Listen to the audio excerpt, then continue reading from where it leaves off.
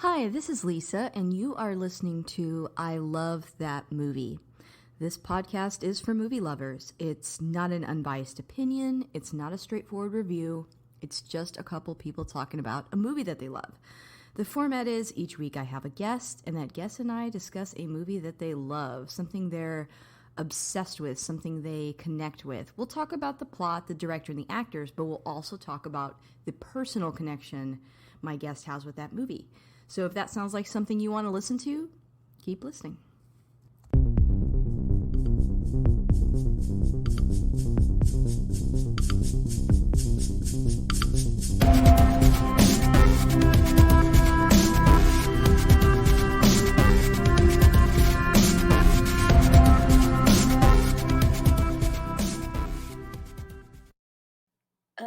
Hi, this is Lisa, and you can catch up with me on Twitter. You can find me at ILTM Podcast. I'm also on Instagram at I Love That Movie Podcast, and we have a Patreon. The show is always free, but if you want to support me on there, you can. That's at patreon.com/I Love That Movie. And if you sign up, you do get a weekly bonus episode of everything else I'm watching. Get a lot of questions about shows and movies in books and other stuff. All that stuff is on the Patreon. And I do want to take a quick moment to thank my top patrons, and they are Jeff Woodman, Phillip Barker, and Michael Cross. Thank you guys so much for keeping the lights on. Oh, and Josh Johnson.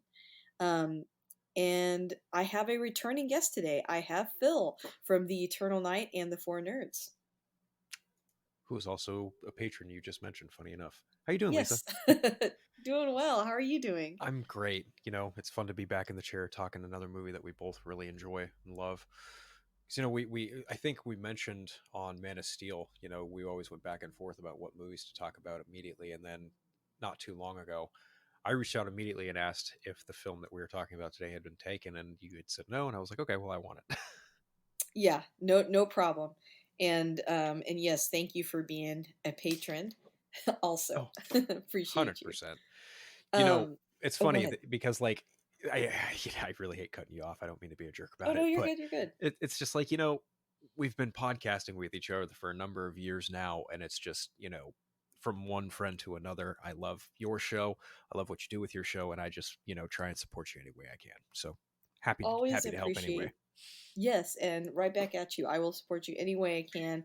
Total appreciate you coming on. I feel like we've done so many great episodes, and so just can't thank you enough for that. And honestly, a couple people asked for this movie, but I held the spot. So I not sure if appreciate I'll that. keep that in the show or not. I don't want to make people upset, but I did hold on to the slot. you So. know, I hope no one's upset, but I feel like there is one individual who may be upset. Scott, I'm sorry. So you chose the Batman. I did. I did choose the Batman. I did. Yep. And this is a newer film. It came out in 2022, which we don't do a lot of new films, but I feel like a lot of people, us included, watched this movie and thought, "Oh man, this is up there already." 100%. And we've 100%. and we've talked about quite a few comic book movies, either on my show or on your older previous show. Mm-hmm. Came That on is there true. quite a few times and talked about that. So yeah, it only makes sense for us to cover this. And so before I dive in too deep, I do want to say that it's not going to be a spoiler-free discussion. I've never been the kind of podcaster that's like, okay, here are my. I guess on the Patreon sometimes I warn people, but on here I just say I think it's better if you stop and you go watch it and then you come back. But if you're still here, basically the synopsis is pretty simple.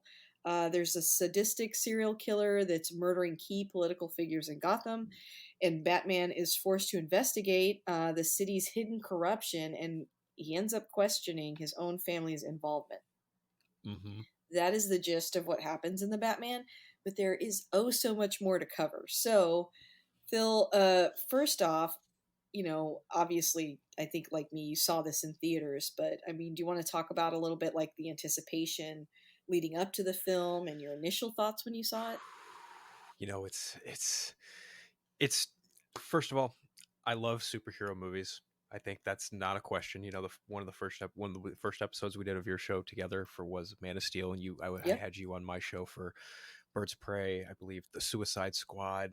Was it also Doctor Strange? I think you were with us on Doctor Strange. I Chris. think so. And I know I've even talked about the Batman on another podcast, although it's escaping me at the moment which one it was. But yeah, I mean, we But both talked about superhero stuff quite a bit. and We like Batman it a lot. is and Batman is a staple. He's a fan favorite. He's my favorite. Obviously, Hmm. I've got a tattoo. I've seen a lot of the movies in theater. I was fortunate enough to see Batman Returns right around October a couple years ago, so Oh, Halloween time. nice. It was really cool. It was really cool to see at the time my favorite Batman film in live action on the big screen. But I've always really loved going to see those big blockbuster superhero films. And even though Batman isn't necessarily a superhero, I've always just gravitated towards his character in general. And the first Batman film I saw in movie theater was Batman Forever. So says a lot about my love and taste because I adore that movie to this day. But getting to see this film in particular and getting to see the get to see the new suit, the new actor, the new direct Hmm. oh excuse me, the new director, the new Batmobile. Who else might show up? In this case, you have Catwoman played by Zoe Kravitz. You have Penguin played by Colin Farrell, and of course Paul Dano, who plays the serial killer esh level Riddler. And on top of many many others in the supporting cast, you also have John Turturro. You've got the great Jeffrey Wright. Like this seeing this film come together in a way after the unfortunate truth of having Ben Affleck stepping away from the role and not getting to do what he wanted to do with the solo project, and seeing Matt Reeves come in and step in and be like, I want to do Batman my way.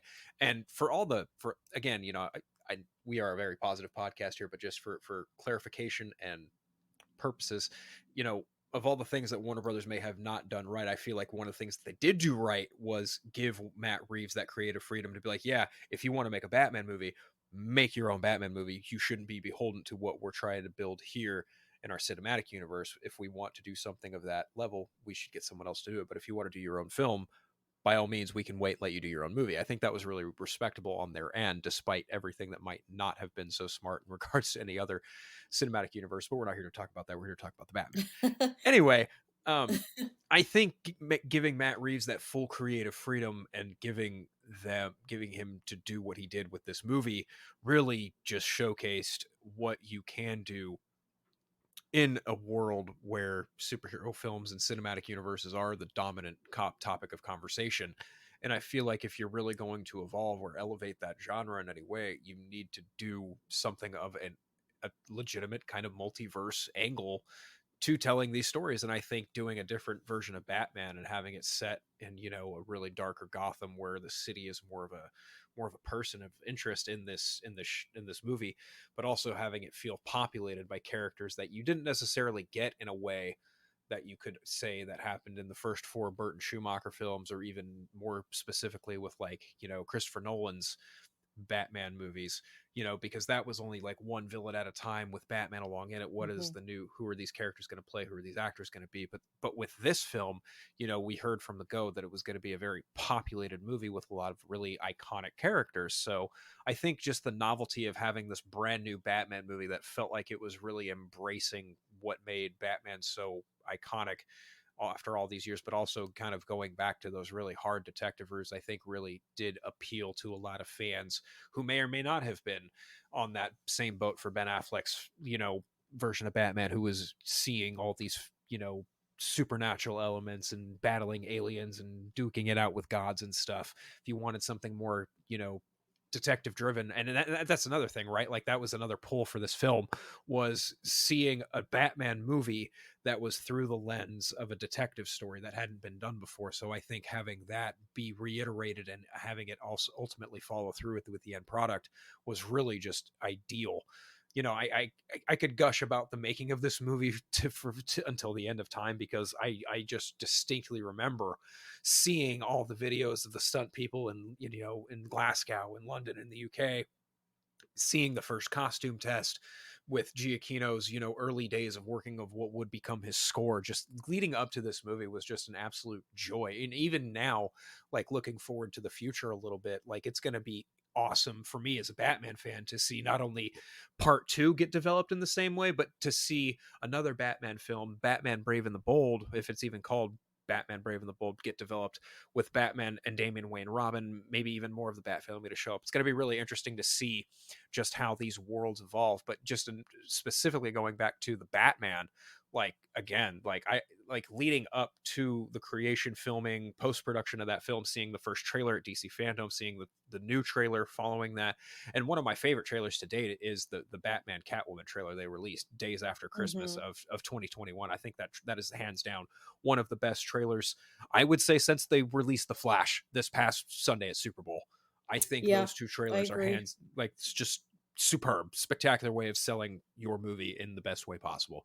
But really, like I was really looking forward to this movie, despite you know coming at the cost of not seeing a Ben Affleck movie with Deathstroke as the main antagonist. That's really the only the pitfall there with that. But how do you feel about leading up to the release of the Batman? What are your thoughts on it? Yeah, so I think that I agree with a lot of what you just said. I think that, I don't think you're being too negative to bring it up at all. WB is struggling. Things Yeah. seem like they're looking up, we hope, but there has been a ton of controversy, a ton of issues, and I mean, we all know that. Um, Despite all that, I was really excited for this film because of quite a few things. The visuals that I was seeing, the I didn't like scour the internet for images because I didn't want to ruin the movie for myself, but the things that I saw I really liked. I'm a fan of Matt Reeves as a director. I love what he did with the Planet of the Apes franchise. I felt like Oh he yeah. deepened it. I felt like he added to it, and we'll talk a little bit about that later. I'll save some of that for later. Um, I thought the casting was incredible, starting with Bruce Wayne. I was like automatically on board. Controversial take, I know. Although I liked Ben Affleck's Batman, I think this style that we get in the movie is the kind of Batman that I like the most.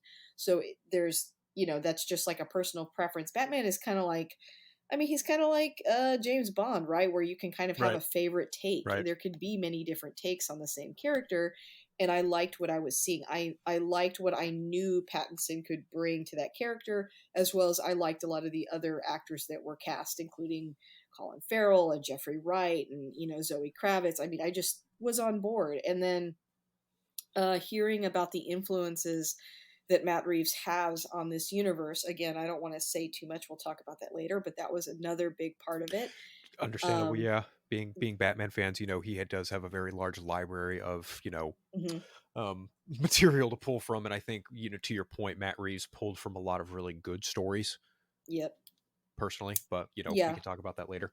And you can really tell how he feels about this character and this story. It reminds me a lot of the way that Denis Villeneuve felt about Dune or, Oh, okay, Blade yeah, Runner. To yeah, me, it felt like it's that extra level of like, not only are they a really good director, but they're also a big fan. And you can tell. And I think that the way that this story is told, I mean, it's kind of hard to find a fan that didn't like it, you know? I yeah. mean, it's not like Very a true. controversial movie or anything. It did really well. People really liked it, and so yeah, I was anticipating it, and then I have to say I saw it at the time. I wasn't able to get to a theater to see it, so I saw it at home. I had to wait a little bit, and when I finally saw it, I was just over the moon. I loved it. So I am very pumped to talk about it. So those are my initial thoughts. Um I do want to transition into, I have a couple of quick facts.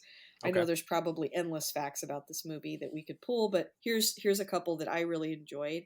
Um Number one, we'll talk about Matt Reeves. He cites that the Batman comics Batman Ego, Batman Year One, and Batman The Long Halloween as main influences on the film. Funnily enough, Jeff Loeb, who wrote The Long Halloween, was one of Reeves' screenwriting teachers when he was at USC.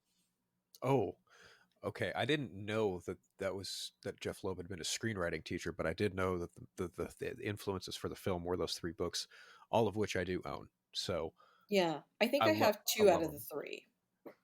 Which ones do you have? I have Year One and I have The Long Halloween, but I Okay. don't have Batman Ego. Ego's a really good one. Okay. I need to get that. But I can definitely see the influence. To me, especially The Long Halloween, um, seems like one of the biggest influences of the movie. Honestly, this movie is Long Halloween with hints of Hush and Zero Year. That Oh my gosh, yes. with 0 Year and just maybe some shades of Year One, or not Year One, Earth One, Yeah. because the Alfred Pennyworth in this film, played by Andy Serkis, is straight out of the Jeff Johns, Gary Frank Earth One Mm, book. nice. That Alfred is straight up, no nonsense, beard, scar, cane, straight up. It's you, if you pulled out that book and then looked at Andy Serkis, you'd be like, yeah, it's damn near the same thing. Nice.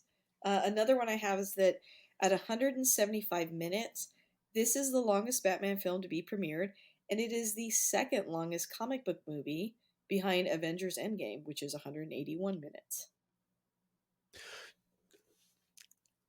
Okay, that must be theatrically released, because I know That's, there's yeah, definitely. yeah. Yeah, okay, yeah, that's what I thought, because we both know there's another comic book film that is Is a absolutely longer lot than. longer. Yeah. Right, right, but Several hours longer. Yep.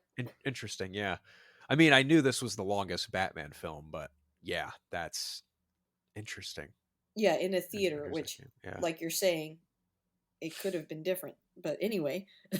And Mm. then when Alfred is deciphering the first clue from the Riddler, he tells Bruce he's remembering back to his days in the circus. And this is likely a reference to the name given to MI6 headquarters. Andy Serkis stated that in this version, Alfred Pennyworth was a security guard for Bruce's father, Thomas Wayne. He is also an excellent codebreaker and an intelligence expert. Alfred is a former member of MI6. So, anyway, I think that's an interesting detail. Does that, in the Earth One comic that you're talking about, does he have those roots as well? Um, I want to say yes, but I know there's been a couple different versions of Alfred that have all been MI6 in some fashion or another. Yeah, But I would say yes. One thing I do know is that Alfred is the one who taught this version of Bruce how to fight. exactly. He mentions that in the film. You're right. Yeah, he mentions that in the film, and that's heavily touched upon in a prequel story that's told either audiobook, or I think it's even in a novel form too. There's a story that takes place before the movie, and it showcases where Bruce learns how to fight, where you kind of see the evolution of what becomes his Batmobile take place. There's a little bit of the Riddler in there. Um, it's a pretty interesting story. I'll say Hmm. that much. Okay. Nice. Let me check Audible because I should have it here.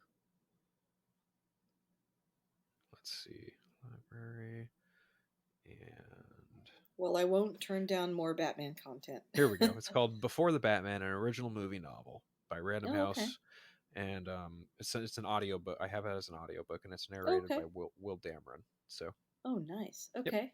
I'll have to check that out. Well, this particular film we mentioned was directed by Matt Reeves, and you mentioned that you're a fan of a lot of his work. I liked War for the Planet of the Apes and Dawn of the Planet of the Apes. Were there some other movies that he did that you liked a lot? Cloverfield. Oh yeah, Cloverfield. He did the original Cloverfield. I like that one a lot too. Mm-hmm.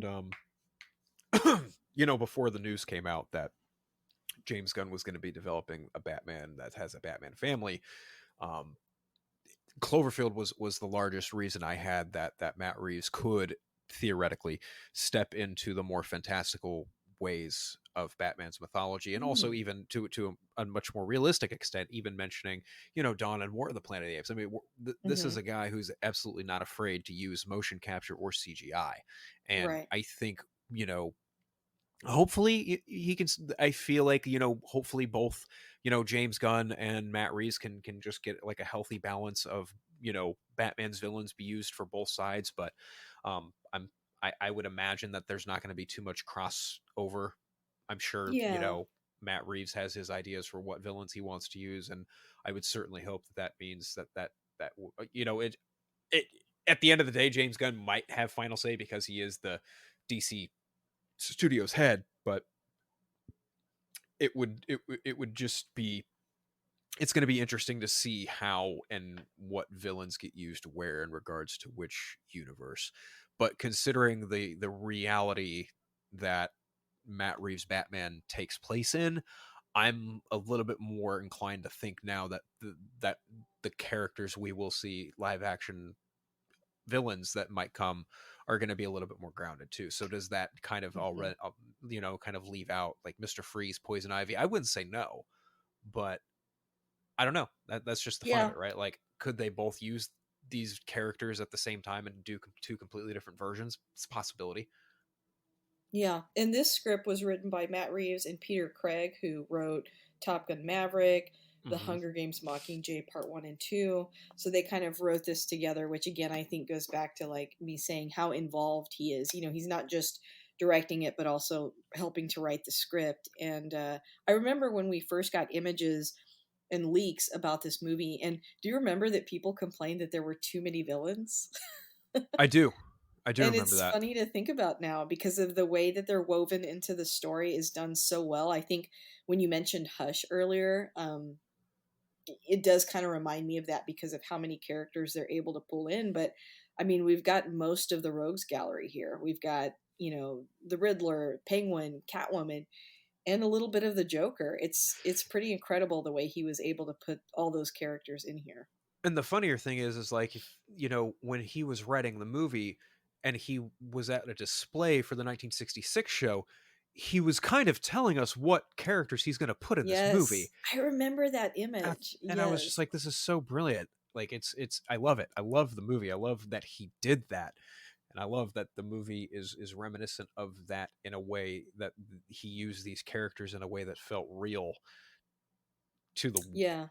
to us, to our standards. I mean, doing something like what he did with the Riddler was just, in my opinion, I thought it was much needed and incredible. I think the Riddler's a character you can use in the way that Reeves has done for a long time, like making him a serial killer setting traps for people. I think that's something that's long overdue, and I'm glad Reeves did that with that character. Oh man, he does so many interesting things with the sort of like Arkham Asylum angle, and we'll go into that too. But yes, Hmm. I love it. And I feel like there's so many times when I hear people say, "Oh, I'm tired of the Joker. I'm tired of Penguin. I'm tired." I'm like, I'm not. I mean, I think that these are his main villains. They're compelling, they're interesting, and they can be told in different ways. But I think, having the first Batman movie not have a big Batman villain I would not like that, number one. And then number two, I think he just proved in this film what he can do with those iconic characters. And, Agreed. you know, Agreed. but anyway, what do you want to talk about next? Do you want to talk about the cast or do you want to start talking about some of your favorite scenes?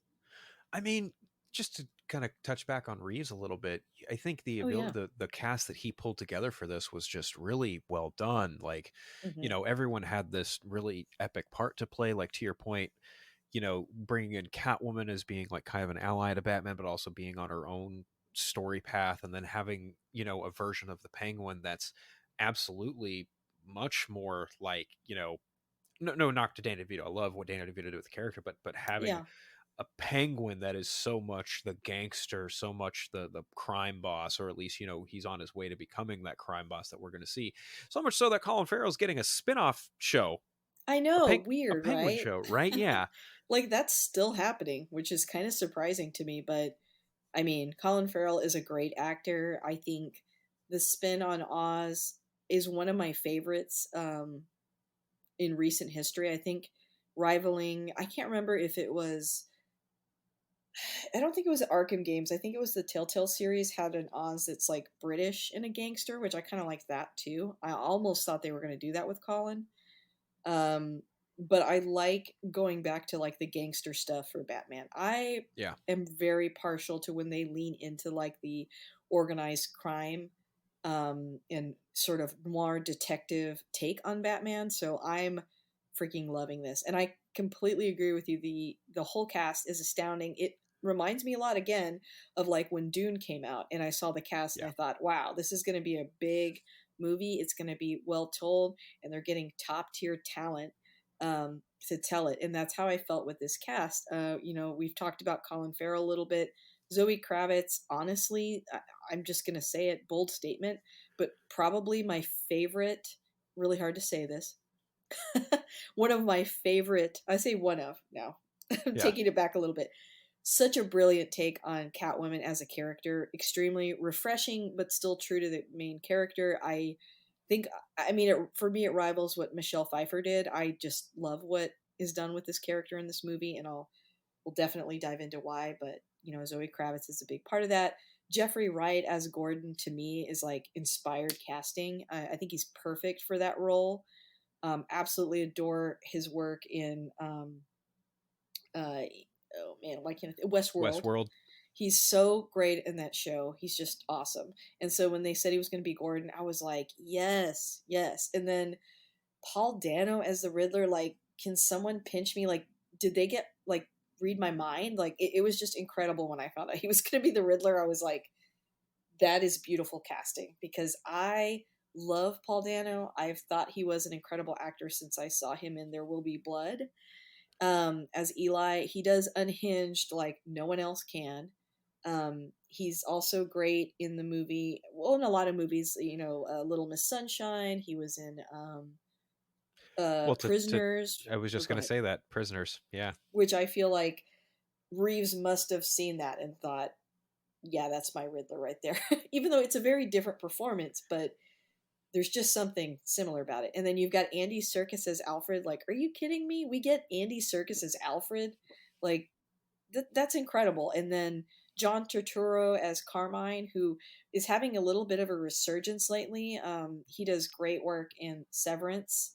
And then Yes. when I realized he was going to be Falcone, I was like, what? That is wonderful. Um, who else? Barry Keoghan has a very small part, a bigger part if you watch the deleted scenes and the Mm-hmm. extended version.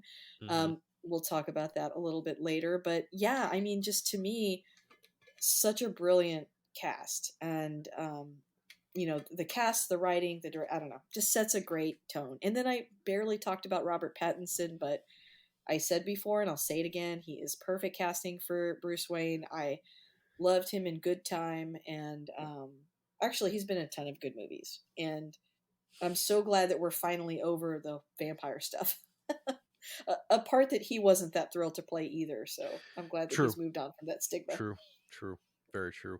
And I mean, when it came, it's funny because that's always the question is who's going to play Batman, right? I remember Hmm. when Ben Affleck got cast. I was with a couple friends playing Dungeons and Dragons at a game store, and Oh, that news nice. broke, and literally half the stores just in a straight up fit over this, right? And I'm surprised. I mean, why were they upset? I would think, nerds happen to often be Kevin Smith fans, so that's kind of like an in right there with his connection with well, him. and And also he did Daredevil, so it's like yeah, he's perfect for Batman, especially with at the time what they were going for. Like it's and it's just so but when Robert Pattinson got cast, I remember oh hearing it, or at least that the rumor mill was so full of who was going to be the next Batman after Ben Affleck was stepping away and taking some time to himself, rightfully so. yeah, Love him as an actor, love him as a director, but if he doesn't feel compelled to do the role, he doesn't feel compelled to do the role, and that's another thing, right? I can't Like, imagine the pressure of that role. To be honest, I mean, it's like it's got to be enormous. I think like this role in like yeah, James Bond and a few other iconic ones, it's Spider-Man, probably, yeah, it's probably yeah, suffocating to those actors. I mean, it is so much commitment. And people are so vicious. Um, with well, Pattinson, I remember people going like, "Oh, he's." The biggest one I kept hearing was, "Oh, he's emo," and I'm like, "Batman is emo. He's literally the Dark Knight. He's as gothic as you can get. He lives in Gotham. Like, what are you right, talking about? right, He's a dark character." So I thought it was good. And plus, like, I'm fine with his, build, which, by the way, I mean, to me, he looks in shape. But I remember people criticizing that too. And I remember Nick, my husband, goes, this is like the first time I've seen a Batman on screen where I'm like, oh, I could cosplay that. Like, he's like, right. I kind of like that he's smaller because it's more like realistic. And I think it makes the character like a little bit more relatable, because it's kind of like he's in year one pretty much, or year two. He's Yeah. early on, so he's probably going to get better and better and better. But it just makes it adds a level of like it being grounded. I think, um, compared to some of the other versions of Batman. And I mean, this version of Batman is more grounded, intentionally so. But yeah, I don't know. Anyway, sorry to interrupt, Oh but no, I no, no. wanted to just add some thoughts on the cast too. Oh no, I mean, there's even that shot in the movie where you see Pattinson with a shirt off, and he even still looks cut for his Yeah, he looks size. pretty cut to me, but I guess because of like how many superhero movies are made, and they seem to be getting buffer and buffer and buffer. That I'm like, I kind of like when someone doesn't look like that. I don't know, it's And I refreshing to mean, me. specifically when it comes to Batman, right? Like, there's so many different ways he's been drawn. I mean, if you look at Ben That's Affleck's true. take on the character, it's obviously very much inspired by like the likes of Jim Lee and Frank Miller. But then you look Hmm. over at Pattinson, and it's so much more Dave Mazzucchelli, or maybe a little bit of Neil Adams, maybe a little bit of Jim Aparo, maybe a little bit of Lee Bermejo sprinkled in there, definitely with the armor.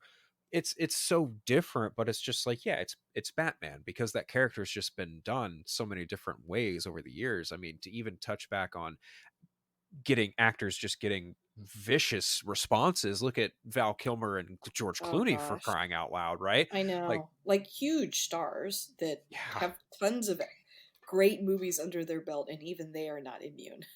You know. right. Like, even George Clooney to this day still, makes fun of the fact that he was Batman. He's like, he just made a Batman and Robin joke not too long ago. Yeah, I don't you're remember right. where, but like, I don't remember where exactly, but he didn't. But Val Kilmer is another one of those people. He stepped in the role for one movie, and after he was done, I don't want to do that anymore. It was to your point, suffocating. That suit was Yeah. so suffocating. And when you think about like the suits that these guys have to get into, specifically like the one Michael Keaton and Kilmer and Clooney had to wear, that had to have been like one of the most painful Oh, things those ever. seemed terrible. Yeah. Yeah. The But then technology was just not there back then. And then you look at Robert Pattinson, and he can just move his neck around because he's got a collar now. And it's like, well, damn, nobody thought of that 20 years ago. I know. That's pretty funny.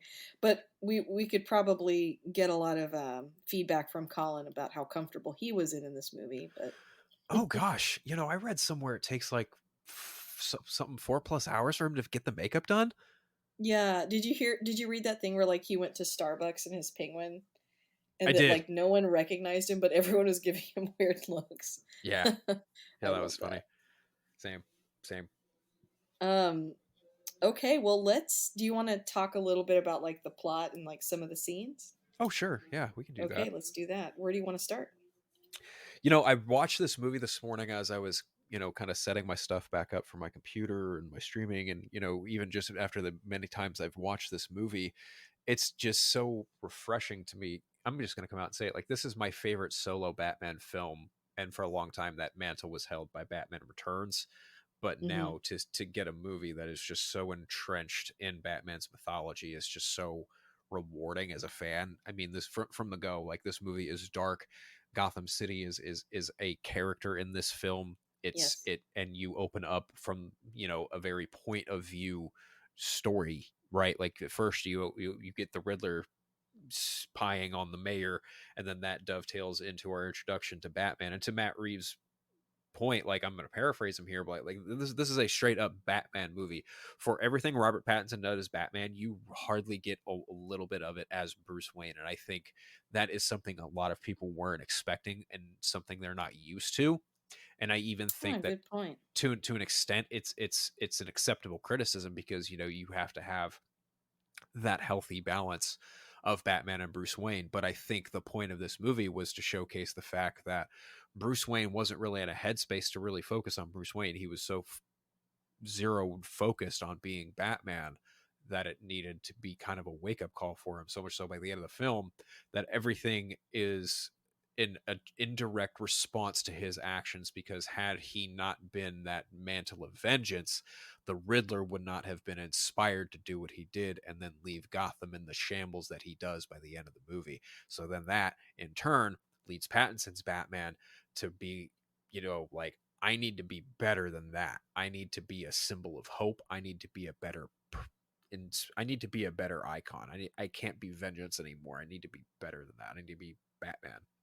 Yeah, no, you're totally right. The other thing is he doesn't have a good balance of him being Batman and Bruce Wayne because in this movie he doesn't have that balance. He has, he wants to lean into and only be Batman. And Right. like you said, by the end of the movie, he realizes the problem with that is that he inspired the Riddler. And not only that, but if he had been more involved in his family business, he would have known what was wrong with the renewal stuff.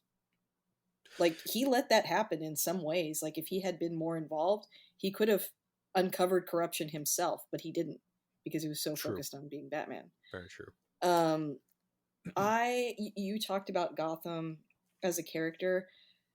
I am obsessed with how Gotham looks in this movie. It reminds me a lot, and I'm sure you felt this way too, of the Arkham games. Just I the feel like constant it's raining and yeah, sirens, and it's always yeah. dark. Like, I love that aesthetic. Um, to go to a source material perspective, I think to me it really reminds me of Mazzucchelli's Year One. Very vibrant in the use of the reds and the purple. Mm-hmm. Very and even the rain. I would even also say the Yes, the rain rain. is very reminiscent of oh man, who does Batman in the Rain? A lot of Chuck Dixon stuff. There's a lot of Batman in the Rain when with Chuck Dixon writing, and even just looking at my bookshelf, like oh man, I can't even see artist names, but yeah, I really do like the way. I would even say like Jim Lee, but then again, that's pretty easy to do, easy button because Jim Lee's got like the masterclass hand of everything when it comes to any character. Mm-hmm. um, but the feel of Gotham, I think, truly, it's it's vibrant in a way that is very reminiscent of also past films too. Yeah. I would say, you talked about Batman Returns. There's some scenes in this movie that remind me of that, and I'll talk about it when like we get to those scenes, but I feel like there's a lot of influences. I think that's another good thing about this film is like it builds upon and calls back to other movies and other versions of Batman without trying to be like, oh, this is better than that. It's like truly a homage to those Yes, things. Yeah. I agree completely. But yeah, I like that it opens, we meet the Riddler, like you said, with a really interesting and kind of scary kill. And then Oh we yeah, meet, and yeah, it's effed up. And then it's very brutal and shocking, but not graphic, which this whole movie is kind of like that, where there's some truly, almost Saw worthy stuff that happens, but you don't get a full view of it. You just get the impression of it, which I think is really right. effective and probably even scarier. Um, so I like the way that it opens too. And I think to your point that you made earlier about the way that characters are woven in and out of this story and just how well it's done together. I mean, when Matt Reeves was talking about making this movie, he specifically cited Chinatown, Hmm. and I hadn't watched that movie since Oh yeah, that's a good one. it's been about 12 years since I was in film school. That was one of the first films I watched when I got to college, and rewatching it before seeing the Batman and even seeing the Batman afterwards, like even just going into leading up to the Batman releasing and being made, like the feel of Chinatown is all throughout this movie, even so much so to the plot point about flooding, which Yeah. is which is pretty crazy to think about, right? Like Hmm. it and even just like the overall noir detective feel of how you have Batman and Gordon played by Jeffrey Wright and Robert Pattinson respectively. Like you have them both playing these Sherlock and Holmes, the Sherlock and Watson characters to trying to figure out this big, this killer, but it turns out to become this much bigger conspiracy that involves the entire city. And what is going to come from that is just going to leave them both in completely different positions to where, you know, it leaves a lot to be desired from a storytelling perspective. And I think that's one thing that Matt Reeves did so well. And I remember, funny enough, there were a few people who had criticisms about the third act. And I was just like, I kind of raised an eyebrow at it because it was interesting to me that not only is this a comic book film, but you didn't expect a third act to have some level of action. Yeah. Okay, all right, that's kind of an awkward criticism, personally, but you do you. Yeah. Yeah, no, I think everything is intentional, and like you said, things that are unanswered I think are meant to be woven into the next film. Um Agreed. but I love the conspiracy. I love the deeper involvement. I love the questioning of his own past. Um, in recent years, it feels like more and more they're kind of including either a darker side to the Waynes, or at the very least, like more of a mystery as to, Hmm. why were they killed. And I don't think it undercuts it. I think the movie does a good job of, like, you later do question why they were killed, and it could have been um, a mob hit, but also, Alfred says, or it could have been someone off the street, like, we don't know. And, like, that whole, like, not knowing thing, I think is better, but it I, doesn't mean that there's no other stuff going on with his parents. I think to your point, the whole not knowing really does a much better job of being like a driving force for why he would want to go out and solve crimes and be a Yeah. vigilante and be a crime fighter, more so than just de- honoring their memory, which is compelling of in itself, but just that extra layer of not knowing is just going to be like, you get that little bit of redemption every time you get your crime solved, or you stop a thug or whatever. Yeah, I and don't they I don't do a know. really good job of hinting at his background and the pain that he's in without replaying that iconic scene, which Right. I never minded, if I'm honest. Like, whenever they show his parents dying, I always think it's a big part of his story, and I'm okay with them calling back to it, especially if it plays into the plot. But I think that Matt Reeves did something clever here, where instead of that, the first person that dies, the mayor, his son, is left behind, and Hmm. you have that lingering shot of him, like, looking at that child, and obviously he had been through the exact same thing. So it's like we get that still, like, that trauma and that memory without retreading at the same time. Yeah, I agree. There's a lot of callbacks to Batman's past, and I even think just there's some significant differences with his version of Batman that aren't necessarily present with other versions. For Hmm. example, like where his cave is, it's not Oh yeah. it's not exactly, it's not, well, in most cases, it's under Wayne Manor. Here it's under Wayne Tower. That's Hmm. a prominent point in his history from the comics. I want to say in like the late 90s, early 2000s, because for a long time Batman did operate through kind of a subway system, and he did also had bat caves lingered throughout the city, and he would also have like other bunkers and other places he would operate out of. But I think taking inspiration from it's either Neil Adams or Chuck Dixon, I don't recall which one, but having the cave be underneath Wayne Tower isn't the first time it's been done. But it's been the first Hmm. time it's been done in a movie, but it's not the first time, and it's not something that's unheard of. Like Batman Okay. has that's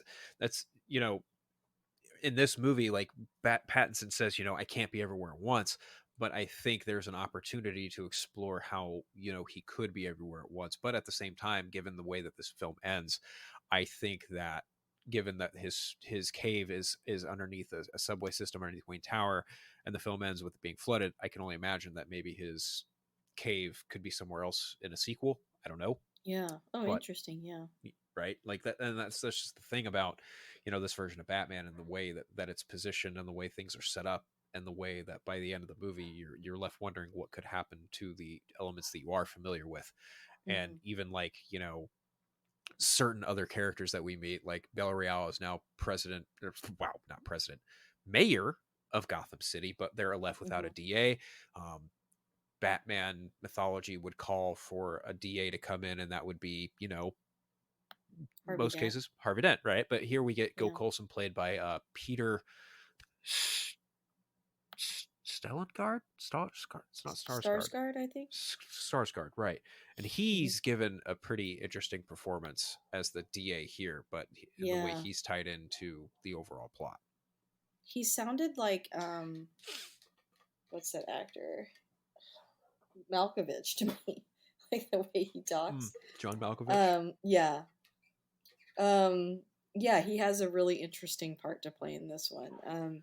Like I said before, I love the conspiracy stuff. I like when they lean into GCPD being not so great.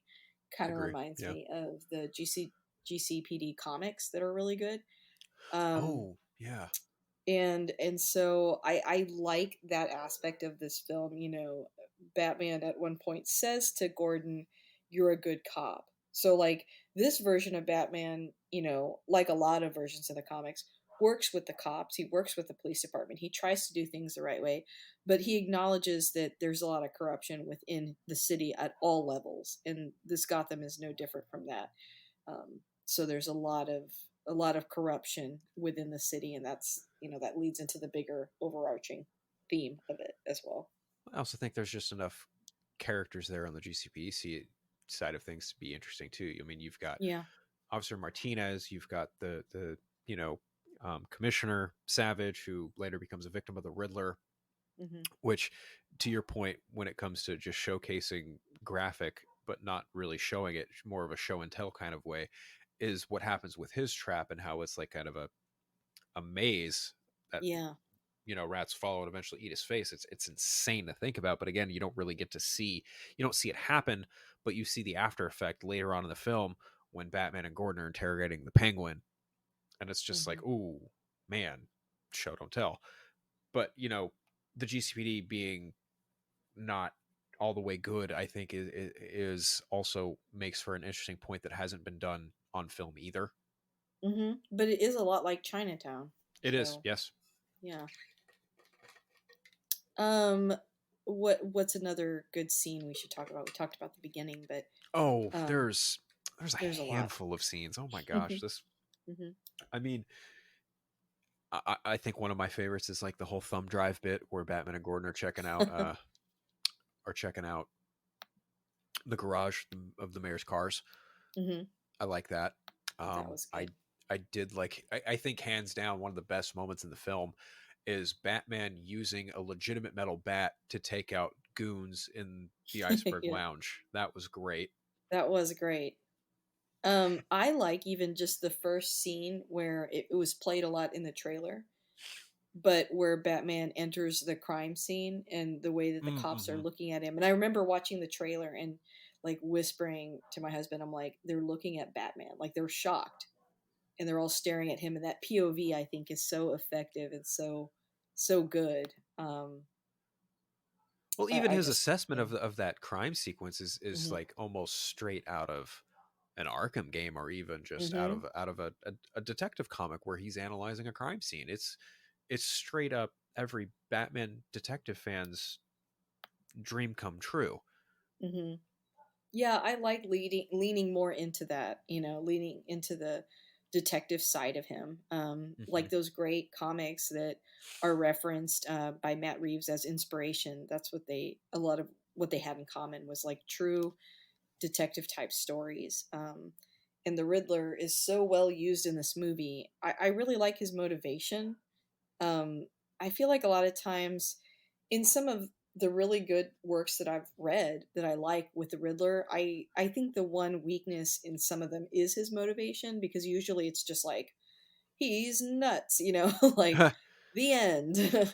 And like I like the way that this movie I think like you said earlier sort of almost has ties to like Hush and other influences of like he has a truly dark and upsetting backstory that you could believe that he would become who he becomes in the film. you know, when thinking about where Batman is, his headspace, and positionally where he is on the timeline, he's in year two, and he's in early days. Thinking about how Matt Reeves also mentioned that the Long Halloween serves as an inspiration for this, that makes a lot of sense because the Long Halloween story is very much a story about Batman becoming a better detective, Hmm. and I feel like that is represented in this film very well because while he does by the end of the film manage to incarcerate the Riddler, that still doesn't stop the Riddler's plan from being fully exposed, and by the time Batman figures it out, it's almost too late, and that's at the end of it. Again, because of that, he now knows that he needs to be better so he doesn't have something like this happen again. But I also really like how he's able to just weave in and out and how he gave himself a persona that's not quite matches Malone, but for the film, it's called the Drifter. He's able to weave in and out of these places and see things on his own accord that wouldn't normally you'd be privy to. Normally, you just get away with, well, he's Batman. He just knows what's going on in Gotham City. No, like Mm-hmm. showing us how he effectively goes around Gotham City and researches and plays detective and stakes out and, pieces together this, this mystery as it is presented to him. I Mm-hmm. think is a brilliant showcase of him evolving as a better detective, and I appreciate that a lot. Yeah. Yeah. I I like also in this movie, I kind of mentioned it before, but I like Arkham's role in the film. We find out later in the movie, this is jumping really far ahead, but I Oh yeah, really like what they did with his father. And his father, we yeah, find out, saved Falcone at one point, which again kind of reminded me a little bit of Hush, which it was a different character in Hush, but a similar sort of connection of like a darker memory, something to do with his dad being a doctor. And so like we know he saved him, and then we find out that there's like a conspiracy with that, right? That he somebody got killed by Falcone because he trusted him and because he helped him. But we find out, he was protecting a secret, and the secret was his mother. right. And we find out that his mother had like mental health problems and has something to do with Arkham. Um, Her maiden name was Arkham. oh, that's right. Her maiden Her name was maiden name was Arkham, Arkham, and she was in and out of the institute. which is like a really big change for comic book readers. Like, I one of my favorite comics is Arkham Asylum. I can't remember. It's Arkham Asylum something. I can't remember A the House tagline, of but it Madness and some something like such. that. It's a Grant Morrison story. I know that much. Yeah, it's so good. It's so dark, but in the comics, a lot of times the Arkham family had their own history of mental illness, and that Right. plays into like how screwed up the place ends up being, and because the people in charge of it are basically as unstable as the people in it, and blah blah blah. But in this version, it's like we find out his mother had some of that instability herself, which means he does, and that's kind of interesting to me because there's also explored a lot in the comics this idea of like maybe you should be in there, Batman, because you're literally wearing a costume and like solving crimes and stuff in your bat costume. Like maybe something's wrong with you and you should be in Arkham Asylum. So I think this is like a really cool way of like connecting him to that, Hmm. and just playing on that theme of like what separates a superhero from a supervillain. What separates him from the Right. Riddler? The Riddler is inspired by him, but how are they different? And I think the movie goes into that a lot, and I think the addition of his mother having that secret is just really cool. I don't think anyone's done that in comics before, but it fits to me. I think it's an interesting take. No, it's not been done in comics, um, but there has been story elements. Actually, I'm sure it's been done in comics before. I just don't recall which ones, but I know for sure that the Waynes having some level of darkness in their history was also done in the Telltale series. Um, Yeah, kind of, done really well. I, yeah, I, I actually thought that this movie was going to go in that direction because, I yeah, mean, you basically find out his dad wasn't a good person, which is yeah, different from this movie because they kind of redeem him. He just had a secret. But yeah, you're right. The other closest thing I would say is in the Flashpoint series, there's a version of yeah. Martha where she becomes the Joker. So in that way, you know, there's hinted at a little bit of darkness in his family, but I don't think directly like this, where she would be Right, right, related to Arkham. right. Here it's a straight up, I wouldn't say remix, but a reimagination of Batman's family tree to some Hmm. extent, but it also solidifies his own ties to Arkham Asylum, which I think is very interesting. And going forward, obviously, given what happens at the end of this film, it's going to be a pretty prominent place that will be featured. I'm sure. It can only get Yeah. more full. I would imagine. In a lot of the comics, there's like an old family thing where it's like the Waynes, Arkham, and then I think even like in some versions, like Cobblepot's family too, right? Cobblepot's and Elliot's, I Hmm. think. Yeah. Yeah. So there's like a kind of like a, in air quotes, royal family, but in this telling, it's like both his parents were directly related to those Right. ties. Um, but that's part of that's like one thing that I guess, the Riddler knew some backstory on his mom, but he didn't have the full picture. But we find out in this movie that the Riddler was like an orphan, He was an like. orphan. He was Mhm. a forensic accountant, and the reason he was able to figure out all of this, number one, was because he was a forensic accountant. He looked into the renewal um, Mhm. files and he looked into the renewal accounts. But then he was also living across the street from the Iceberg Lounge, and that's why he was able to take so many pictures of the Penguin, of the Yeah. mayor, of all these individuals who are so high up in Gotham's rankings and class level, right? But they're Mhm. doing these really suspicious things that should be called into question, but nobody's doing a thing about it. Not Yeah. even Batman. So of course it's going to inspire the Riddler to do what he did. And just, to even piggyback of what you said in regards to Paul Dano, I'm glad it was him and not Jonah Hill. It was gonna be Jonah Hill at one point. Yeah, that would have been Yeah, miscast. like No that offense, Jonah Hill, love ya, but no. that's what I remember reading, was that Jonah Hill was reading for either of the parts of Penguin and Riddler. He really wanted Riddler, but ultimately did not get it. So then uh, Matt Reeves, from what I understand, Matt Reeves sent off a script to Paul Dano, and Paul Dano was like, "Yeah, I'm in." Yeah. No, this role was made for him. Yeah, He brings something so unique and so different to this character. I like how like desperate and broken and tragic he kind of is. Like we find out that he had a very horrific childhood. The yeah, rats that keep coming up as a theme in his traps are because he was tortured by rats and he was in like unlivable conditions. Basically, after the Waynes died, everyone just kind of forgot about forgot him. about the And orphans, right? mhm. And then the money started being funneled into like less reputable stuff, and he stumbles upon it, like you said, as an adult when he gets a forensic accounting job, and that's when he finds out all this corruption, and he's just in the right place at the right time, like you said, kind of delusional, but deciding like, oh, I happen to be here and I happen to know these things because I'm meant to, and there's like this greater purpose, and he creates this weird, like sort of almost symbiotic relationship with Batman. It's all one-sided. Yeah, And the movie is so brilliant because when he meets him, he does the whole Joker thing, right? Where he's like, he gets caught. Like the Joker loves getting caught and being in Arkham and being right. like, I wanted to be in here, So he does that, and I think it plays really well in the film. But I love the like shock when they meet, and the Riddler thinks that they're going to be friends. I just thought that was such a cool twist when he opens with saying Bruce Wayne over and over, and you think, oh god, he figured out who he is. And then he like, maybe he did or maybe he didn't. That's not even what he's talking about. It's just so good. It's just done so well. I did like that. That's also another favorite scene of mine as well. Just that entire conversation between Batman and Edward in the Arkham cell. I really did enjoy that because it is a nice twist that he at the entire time you think that Edward figured it out that Bruce Wayne is Batman, but then he says the line, he's the only one we didn't get, and it's just like, oh. And then he tells Batman, "You're not as smart as I thought you were," which, to his credit, he Batman didn't figure it out, but at the same time, it's like, dude, Bruce Wayne's right in front of you. You couldn't figure it out.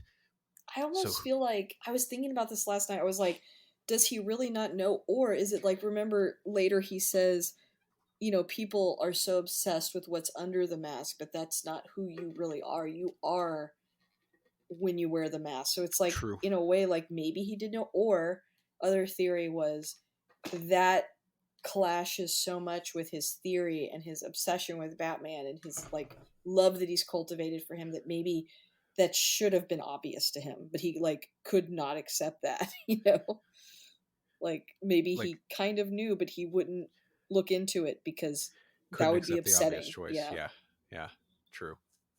I don't But know. yeah, they're both orphans, but he points out, oh yeah, he's an orphan in an ivory tower looking down at everybody. And I like that class element brought into this too, Yeah, because I think that's been a criticism in recent years. People have all these like, in air quotes, edgy takes where they're like, has anyone thought about that Batman's rich? And he's beating, it's like, yes, we have thought about that, and it's very heavily explored in the comics actually, just not so much in the movie. So I think it's a really good move on Matt Reeves' part to pull some of that stuff into these movies so that it is a little bit more balanced. Yeah, I enjoy that balance, having just having a Batman and having him just be, you know, I think that criticism of, whoa, why does Batman beat up criminals? He's a rich.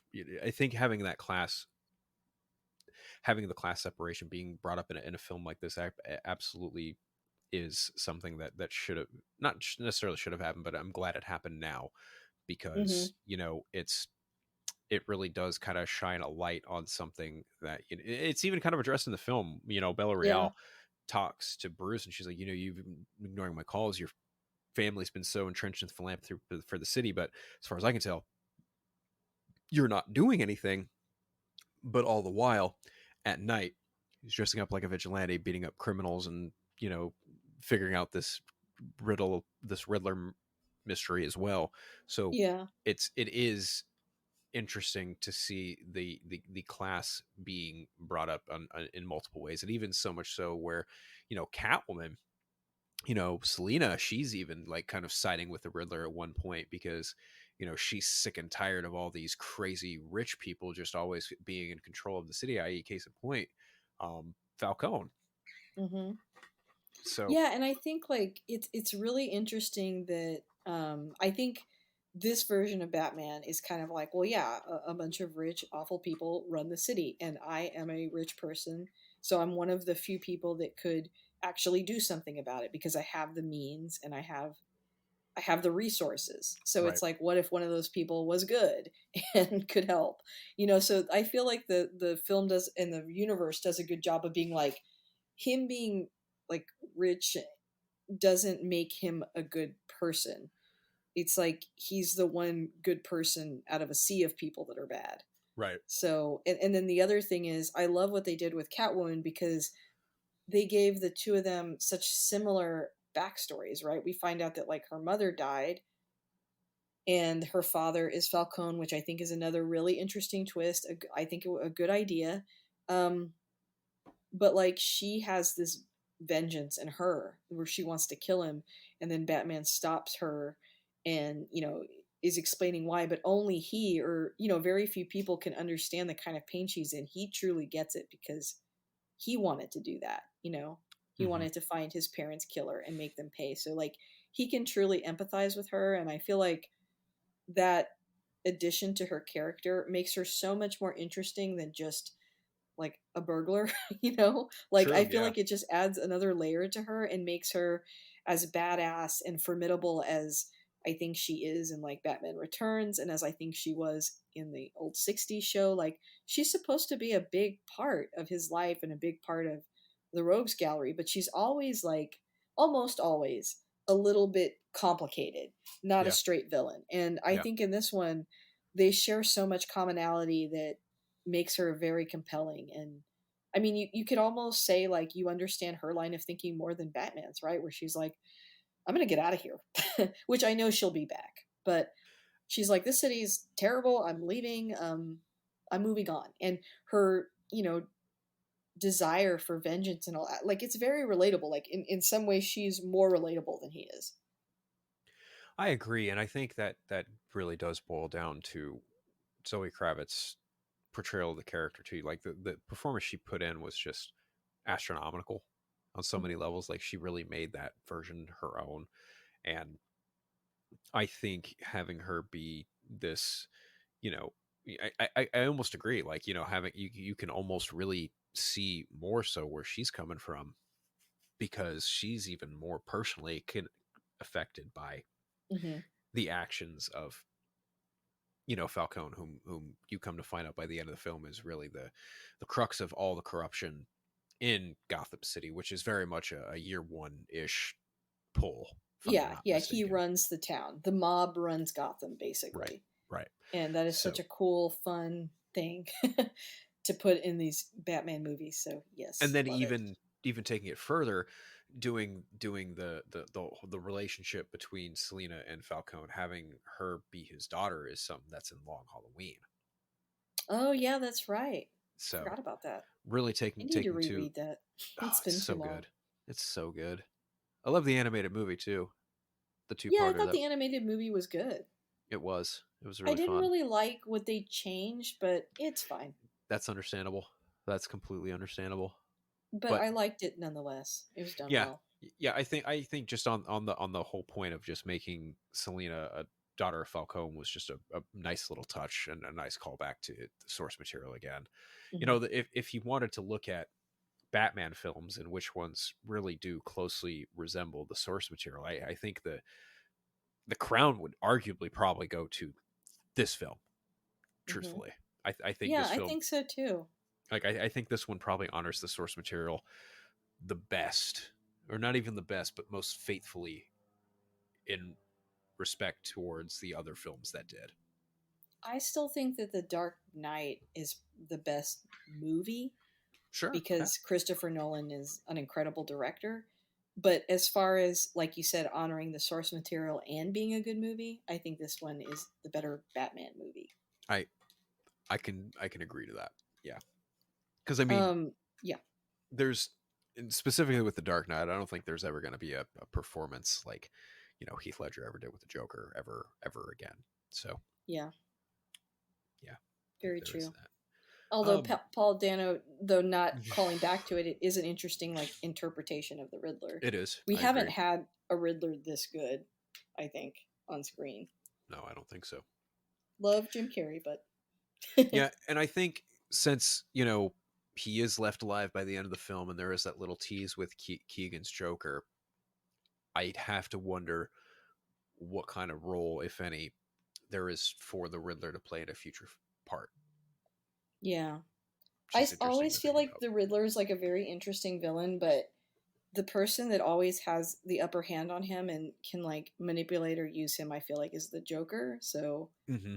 I feel like his involvement will be somehow under Joker's thumb, but we'll see. It's a possibility.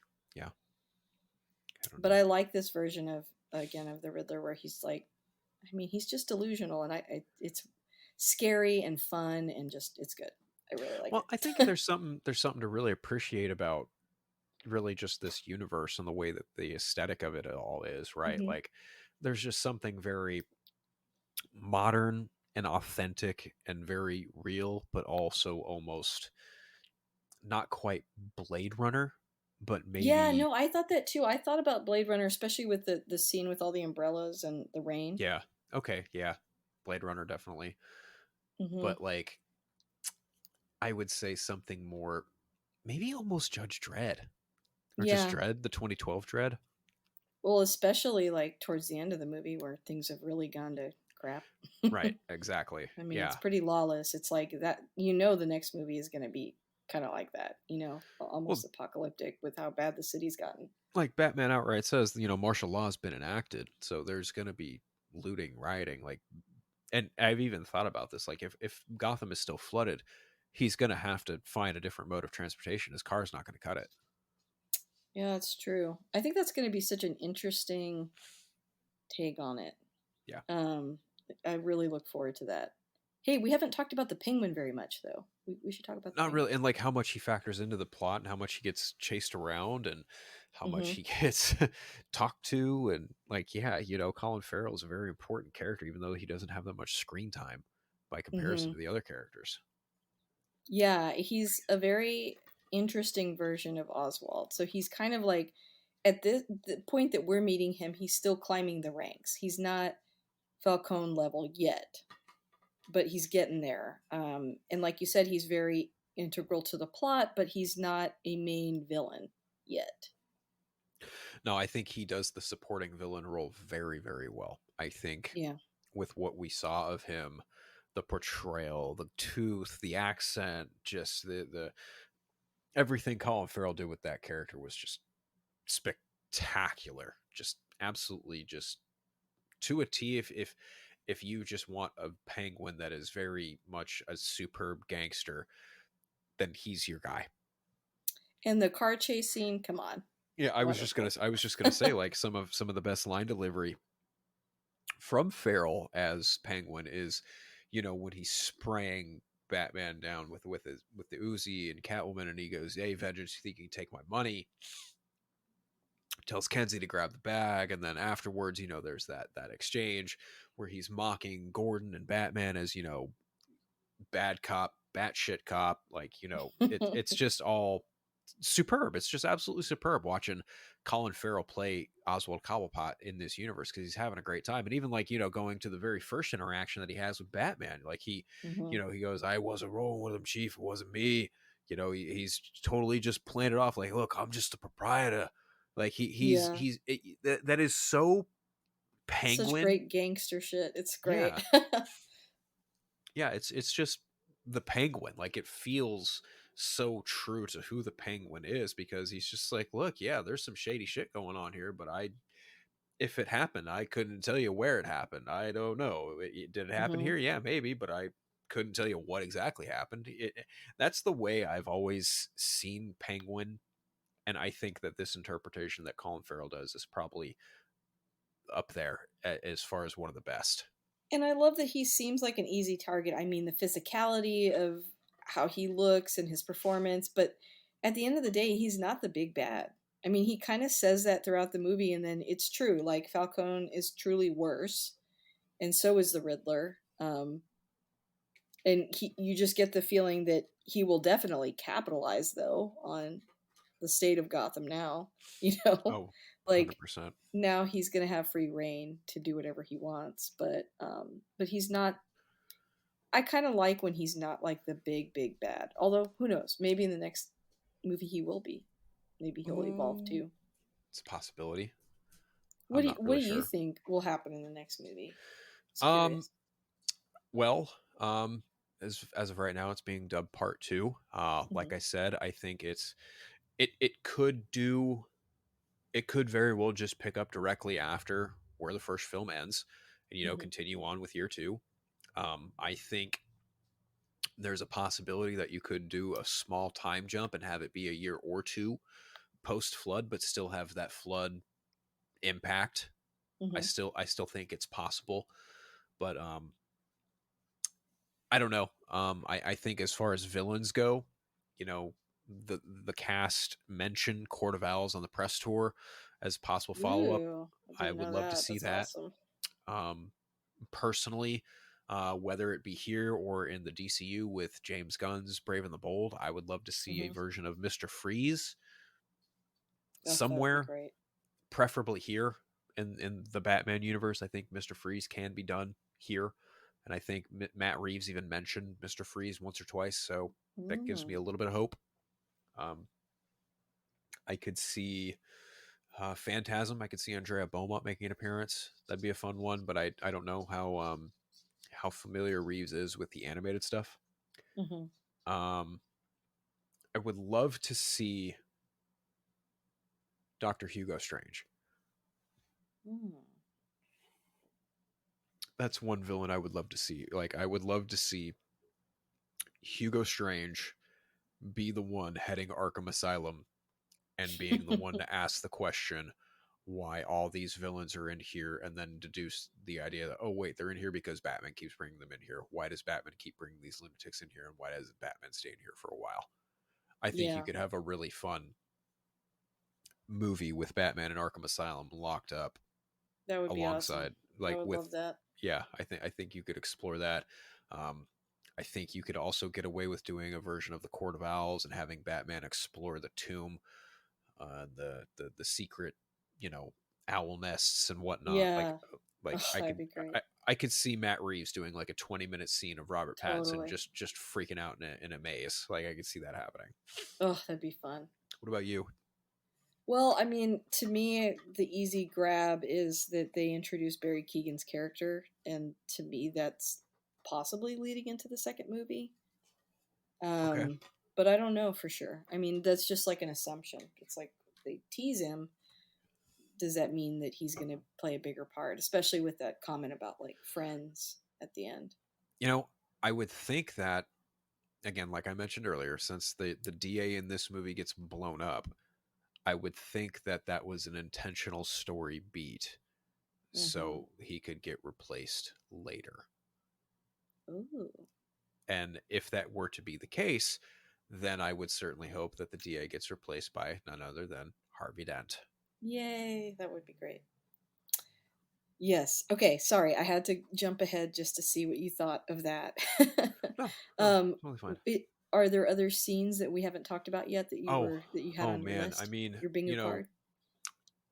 when he's telling Coulson the answers to the riddles and then Oh, has to, yeah. and gets blown up presumably and then has to, kind of punch Gordon to get his way out of GCPD, and then the whole flight, just that the entirety of all of that I really enjoyed.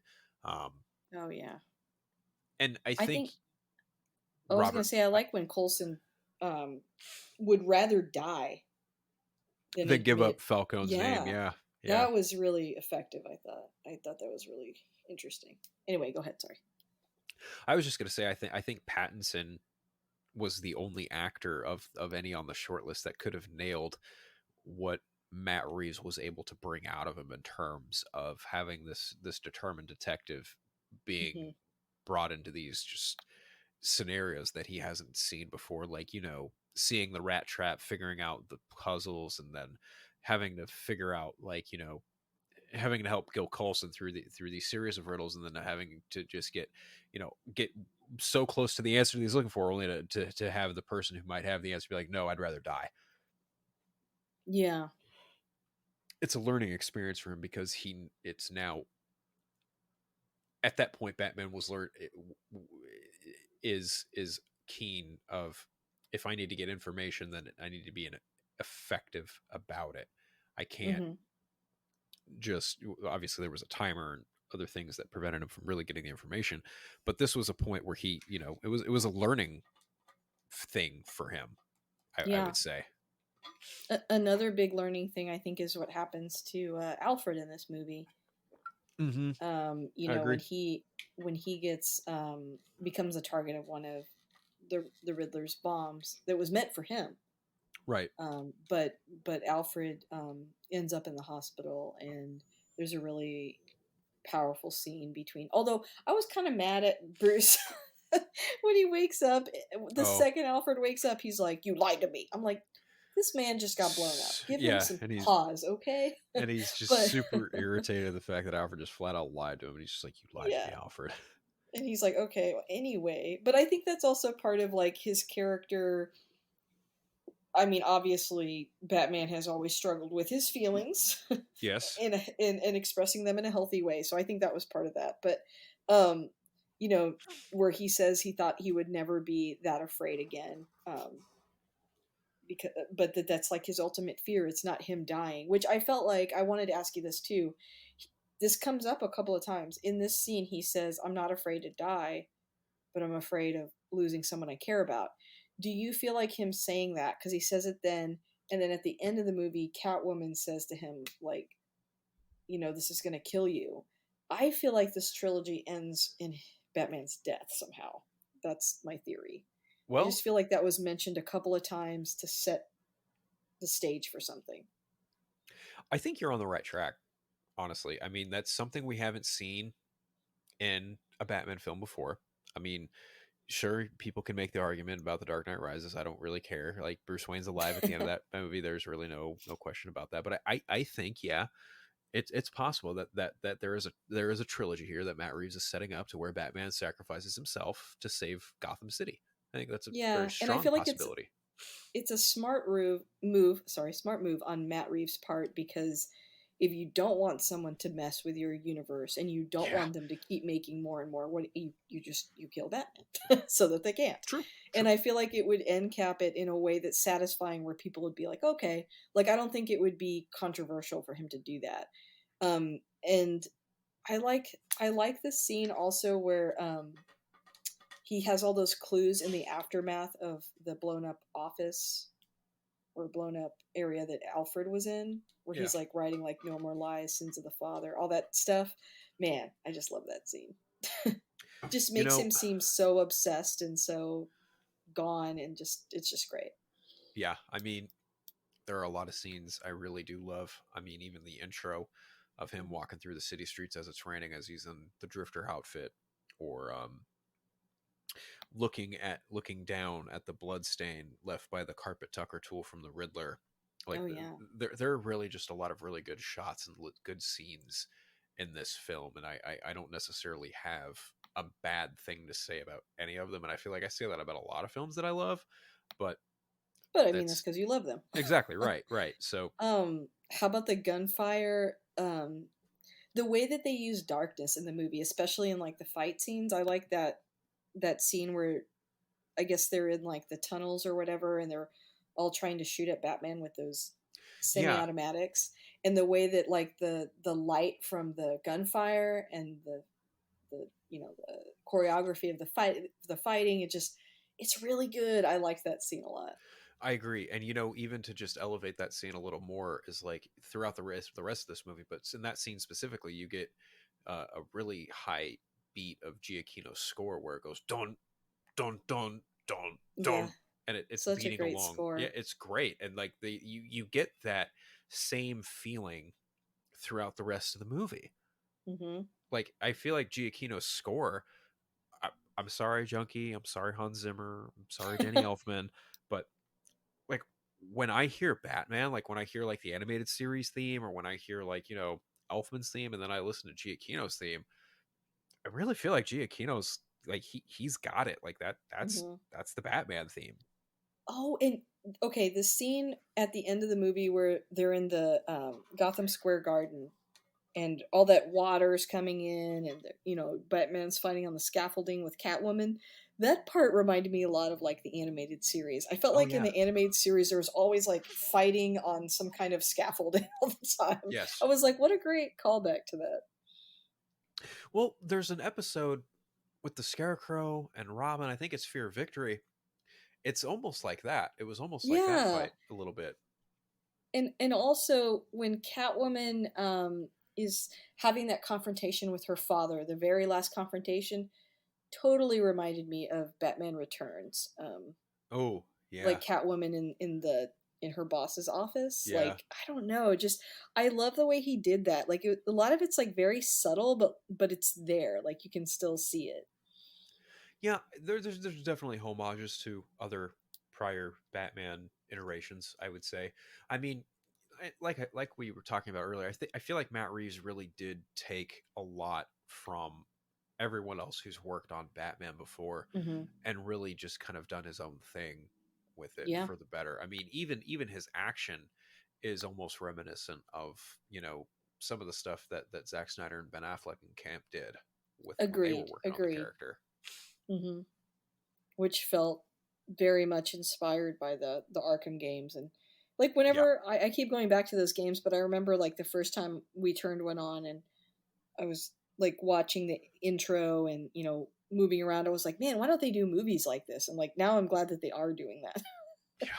I was like, this is so good. Okay, is any other scenes that we haven't? Well, I mean, everyone. Do you see people complain about the chase sequence at all? No, I want to hear this though. Oh What my is their gosh, beef with it? like it's so funny to me. Like I've seen people complain about the chase sequence and how Batman was too reckless on the road, and I'm just like, Um, what? well, this isn't less experienced Batman. We know that. So This you is true. could argue that some of it is for that reason, but I mean, in all hero movies, they're extremely reckless on the road. True. Like, I don't see that as like a problem. It was. But It was just very trying to apply real world logic to a fictional film is just something that I think a lot of people shouldn't do sometimes yeah, when I it comes mean, to specific sequences of action.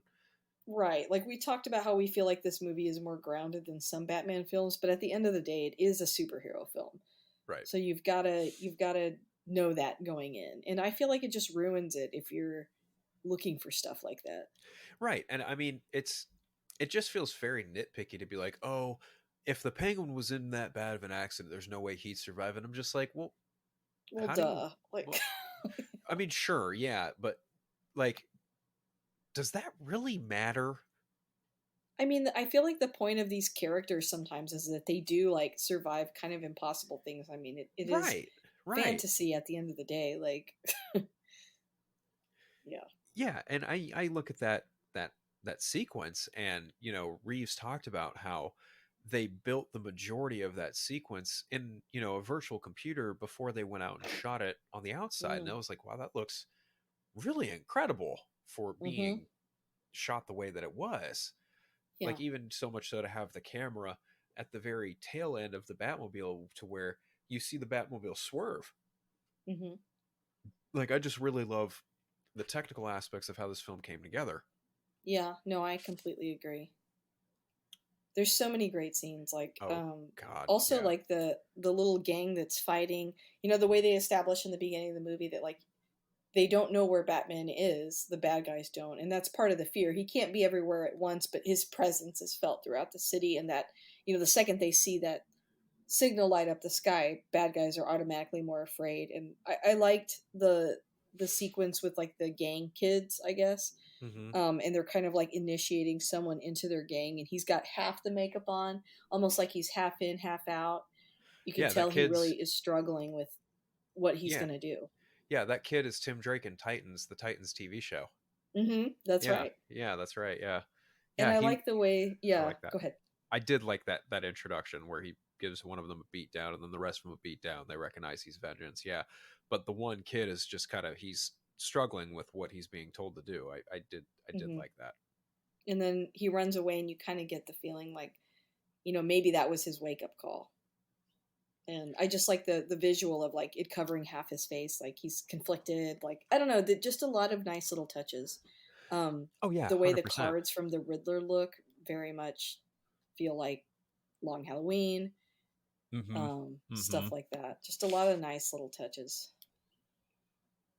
You know, I also really liked Paul Dano as the Riddler when he was on the video call and how he kind of like hobbled into Yes. frame and how he was delivering his lines to Coulson about the riddles and how he caps a last riddle like the way he was just kind of fanboying out watching this person Hmm. squeal for their life was just I don't know like there It was was really something good. it was good cinematically speaking like visually Hmm. I was impressed and I had a smile on my face even though dark Yeah. things were happening to people on screen if Sometimes that when makes any people, sense. no, for sure. Like sometimes when people try to portray like these over the top, larger than life villains, it can come off as like campy Right, or kind of right, silly. You know, sometimes when, I mean, that's why you get so many criticisms of different versions of the Joker, because that's a hard character, I think, to bring to life and be, you know, all the things that Joker's supposed to be. He's supposed to be like fun, but he's scary, but he's, you know, he's a lot of different things. right, And like this version of the Riddler, Paul Dano did such a good job of like, there are times you're laughing at stuff he says. There are times where he goes into this fit of just rage, and it comes across extremely unstable and kind of scary. But then other times he's like kind of pathetic. It's like he plays all the sides of that character so well. It's effective and kind of just disturbing. I just think yeah, he did such a good job with it. I agree completely and I think you know I really think that everyone brought their A game to this movie. I don't really Hmm. think that there's a bad casting at all and a bad No, not a performance bad not performance. Yeah, one at all. totally agree. Did you want to talk about any of the deleted scenes? Were there any that stood out to you, or Um, you know, the one with the Joker and Batman with Barry's Joker. I am a fan of it. I did like that scene quite a bit. Um, I understand why it was not in the final movie. I still would have preferred to have seen a version of the film with that scene in it I but agree. only but the only caveat is I would like to have seen it with that scene in it not knowing that that scene may or may not have existed because that scene in particular was a point of contention for the Mhm. longest time of Yeah, whether or not it would wind up in the film. yeah, I think maybe they were worried that it would take the attention away from some of the other villains that um but at the same time I kind of like the idea that like I mean him and Batman are already like creating some sort of connection or relationship. Yeah. I think that's interesting. Personally, I was telling Nick this last night. I'm okay with every version pretty much of the Joker, but I'm a little sad that we're already going to like the horrible disfigurement angle so quickly. Oh, Like sure. a Yeah. part of me kind of doesn't like that. Um but at the same time he's always in some way disfigured. That's how he becomes the Joker. So I get that part. I thought his performance was really good. I'm a fan of Barry Keoghan in general. The first time I saw him in a really great performance was the one that a lot of people point to, and that's The Killing of a Sacred Deer. They Yep. came out in 2017. He is chilling and disturbing and just a lot in that movie. And if I felt like the second they started saying that he could be the Joker, I went, oh wow, yeah, he totally could. And people were like, oh, I don't know, I've seen him in Dunkirk and other things. I'm like, no, no, no, you got to see this movie. I think he does a great job in that film, and I don't think it's the Joker. Obviously, it's a different character, but I think you can see that he has the capacity to be menacing and to be scary. So I think he'd do a good job. But at the same time, yeah, I'm a little conflicted about that deleted scene. I don't know if we needed it for per se, but I certainly enjoyed it enough to where I kind of wish it was in it. But we'll see what happens. Yeah, I like him. I like what he did with the character. I like the line delivery, and I do like that it establishes that there is a Batman, there is a Joker. They have some pre-established history. They have Hmm. obviously had a run-in, and now Batman is coming to the Joker to try and get some kind of mental angle on the Riddler now. Right. And when the Joker turns it around on Batman and says, "No, no, no, no, let's talk about you. You're much more fun," that really kind of tells me that there is a playfulness there, that the Joker is very keen on getting under Batman's skin and wanting to figure him out and wanting to maybe Hmm. get him to laugh. You can definitely tell that there's something there that I think if Matt Reeves has a bigger picture in mind for the Batman's world, I think he's got something a little more specific in mind with what he wants to do with the Joker and how he wants to bring him into the fold. Like I think he's going to tell a big huge story that doesn't necessarily involve the Joker, but I do think that the Joker's going to be a supporting character that you probably might want to pay attention to, because you don't just include him in the end of that movie in the way that you do and then not have something set up down the line for it. Yeah, it's interesting because this version of the Joker too is like, and I think also the Riddler. It's like, well, maybe the Riddler is his age, but like the Joker's a lot younger, like about a decade younger, which is like an interesting portrayal of that character. He's not often younger than Batman. They're usually I don't around the know. same It's age, if interesting. not one of Yeah, them's a couple years older than the other. Sometimes the yeah, Joker is usually older than Batman. yeah. Which I kind of like that too, but I think it's interesting that it's so different here that he's like younger. I just wonder how that's gonna. I don't know. I'm just obsessed with Batman, so I just think about everything about it. I Um, just I just kind of like that at anyone in a role is kind of like, they're old enough to grow. Like, obviously this is like hmm a 30-something-year-old Batman. They're shooting for a trilogy and hmm some other spin-off films, some TV shows, which is great. yeah, So it's like they're really trying to expand this world in a way that you necessarily couldn't do by traditional movie making standards, 10, 12 years ago when Christopher Nolan was making the Dark Knight trilogy. So I think that's yeah, exciting, but I also think that he cast them specifically so he could watch grow with them. hmm So no, totally agree. that's kind of where my head's at with it. And as far as the Joker's concerned, again, like I don't know what the plan is, because I've also seen Matt Reeves say that the Joker isn't like an immediate priority, but at the same time, Yeah, if that were the case, then you introduced him for a reason, and I'm very very curious to see what that reason winds up being. I like what you said though. I kind of like the idea of like him not being the main villain, but being more a supporting one, kind of like the Penguin was in this one. Right, I'd be good with that. But right, I'm good with like whatever he's gonna do because I feel like I just have faith in what he does, given what he did with the Planet of the Apes movies that I right, really enjoyed. right. Yeah, I really love those Apes movies too. I mean, Dawn of the Planet of the Apes, I think, is probably my favorite one. Like Mm-hmm. that was probably one of the first films I seeked out immediately upon Yeah. hearing the news that he was going to direct a Batman movie. And then after watching Dawn, I went back and, or not went back, but I saw War, Planet of the Apes, and then I went back and watched Cloverfield. I was like, okay, yeah, I'm game for whatever Matt Reeves decides to do with Batman. And then of course, get to the making of the movie, shooting the movie, and the movie's out. We all celebrate. Here we are Yep. later, almost a year later. Funny hmm enough. hmm Well, anything else we need to touch on, or should we wrap up here? I think that just as a final thought kind of thing, this hmm film really is just kind of up there with Joker and maybe even a couple other superhero films like Yeah, Logan, or even like yeah, yeah, I could like see that. even Zack Snyder's Justice League, like just those special films that don't necessarily reinvent the genre, but they keep the genre moving forward as time goes by. When we're in such a world of, again, like cinematic universes just dominating conversations left and right. No, 100%. I was going to ask you like what keeps you coming back and like how you would summarize it, but I think you did a good job there I mean, well, you of also, doing that. I'm spoken for. I'm biased. This is Batman. I will watch anything Batman. But Same. but again, like to to to mention, Matt Reeves again, like, there are just certain storytellers that, we gravitate towards and we latch onto, and even certain characters, like again with Batman. And when you get a perfect pairing like this, and you get such a version of the character that resonates so well with so many people, it's nice to see it get expanded upon. And so when it comes to expansion, that's why I'm coming back for more. I can watch this movie on repeat because I can think of all the different avenues in which certain characters can pop up.